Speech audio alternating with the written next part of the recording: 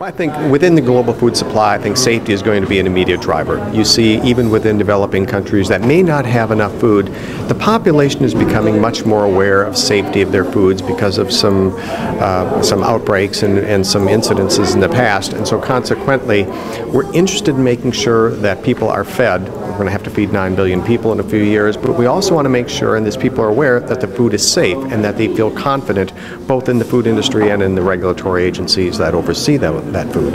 Another issue as the world is rapidly changing and becoming smaller is security. How does security relate to food safety?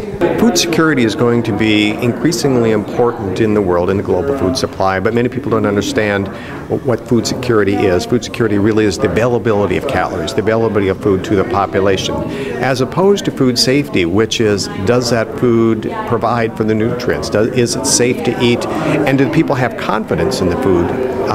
So the two are really linked.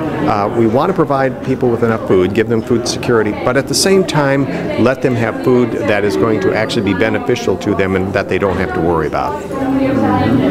As technology is rapidly advancing and technology is always utilized to improve food supplies and pretty much everything that we do, how does the new technology of food relate to safety and keeping food safe? Well, the primary reason why we have food processing is, of course, to keep it quality high, but also to keep it safe. And as we become much more innovative on what sort of new technologies would do the same, while at the same time having food meet consumer demands of more freshness or more fresh-like, fewer ingredients or fewer additives, there are new technologies on the horizon, such as high-pressure processing or pulse light, that will enable us to have some energy savings, provide safer foods, and allow to deliver to consumers in a way that they like better. You know, an always hot topic are regulations related to any industry. How do, as these issues are becoming more apparent worldwide, how do the regulatory issues come to play both on a one-country or multi-country basis? Well, the regulatory structure of both this country and the U.S., as well as globally, is vitally important to meeting the global food supply.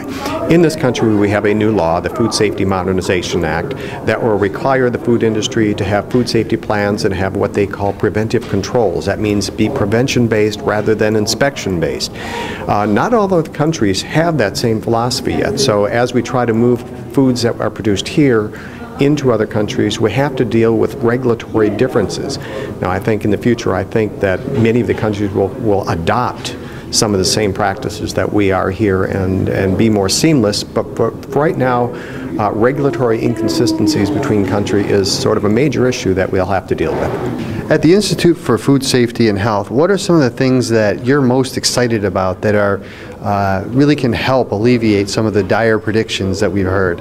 Well, I think at the Institute for Food Safety and Health, we're interested in providing new technologies for food safety at the same time as building in great nutrition into products.